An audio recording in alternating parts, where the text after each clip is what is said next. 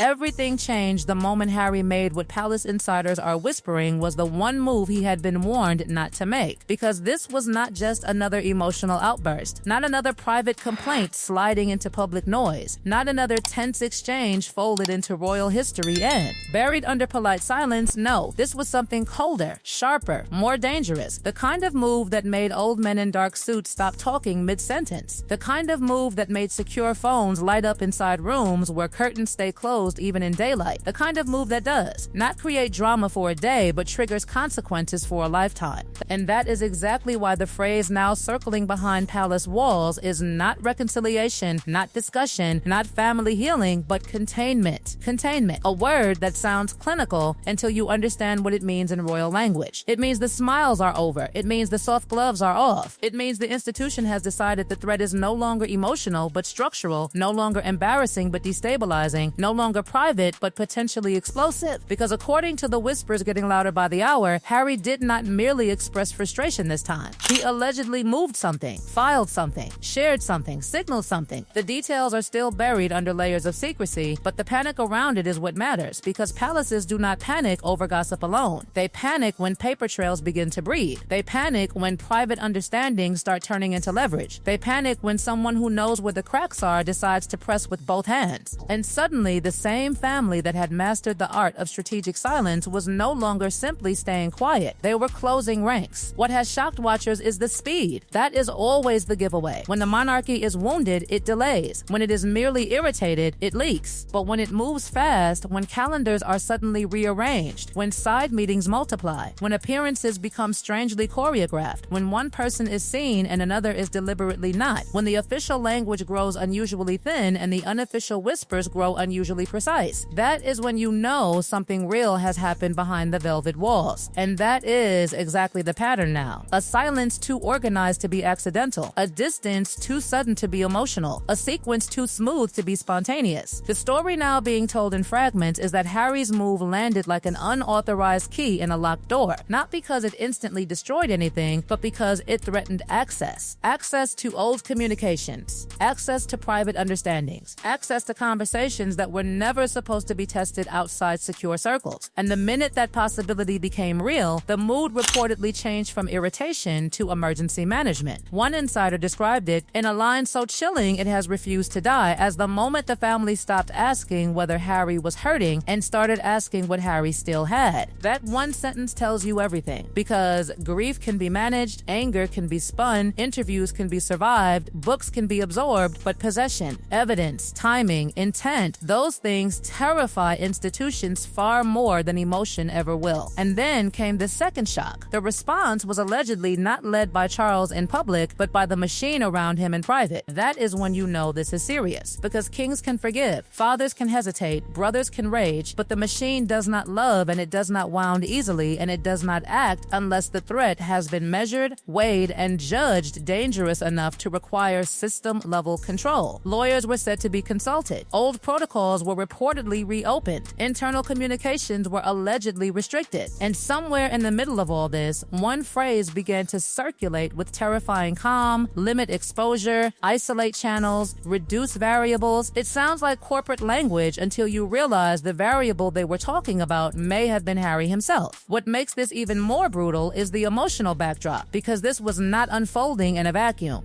This was unfolding in a family already fractured by memory, resentment, jealousy, grief, suspicion, and years of public bleeding. William, by nearly every whisper that matters, was done. Not annoyed, not saddened, done. The patience had burned off. The private sympathy had thinned to almost nothing. And once that happened, the atmosphere changed completely. Because whatever Charles may still feel as a father, William is said to view the situation through a harsher lens, one shaped by protection, succession, and the future stability of his own household. In that frame, Harry is no longer just a brother in pain. He becomes a recurring risk, a human breach, a loose emotional wire too close to the walls of the next reign. And what was Harry's move really about? That is where the whispers turn poisonous. Some say it involved an attempt to force a private response. Some say it was connected to material tied to earlier disputes, private meetings, promises once made and now denied. Some say it was less about revenge and more about pressure, the kind designed to make the palace acknowledge something it would rather bury forever. But whatever the truth is, the reaction suggests one thing with terrifying clarity. The palace believed the move could spread, could escalate, could create a chain reaction they would not fully control once it started. That is why containment, if it was activated, would never be emotional. It would be architectural. Who speaks to whom? Who is allowed in which room? Which messages get answered? Which intermediaries remain trusted? Which events become impossible? Which names stop appearing together? Which invitations quietly die before they are ever written? And perhaps most painfully of all, which future doors are not slammed publicly but simply never opened again? Because this is the cruel genius of monarchy when it feels cornered. It does not always destroy. Sometimes it seals, it narrows, it cools. It lets a person remain visible while slowly removing every meaningful point of contact until what is left is not a prince inside the system, but a man outside a fortress staring at windows that no longer open. And if that is what has begun, then this is not another episode in a family feud. This is the final stage, the point where feelings stop mattering and structure takes over. The point where Harry may have realized too late that the palace was never preparing a response to his words. It was preparing a response to his reach. Because here is the part that has insiders leaning in and lowering their voices. The suggestion that what Harry triggered was not just a defensive reaction, but a quiet offensive reset, a repositioning of the monarchy's entire internal posture toward him, where instead of reacting to his moves, they begin anticipating them, redirecting them, neutralizing them before they even reach the surface, turning every possible escalation into something that dissolves before it can explode, and doing it all without the public ever seeing the mechanics behind it, which is why, on the outside, everything looks strangely calm, almost eerily uneventful, while underneath there is said to be a constant hum of controlled activity, like a machine running at full capacity but making no sound. And this is where it becomes deeply personal, because for someone who has spent years trying to force acknowledgement, trying to extract recognition, trying to provoke a response that confirms his importance to the system he left, the worst possible outcome is not rejection, it is irrelevance. It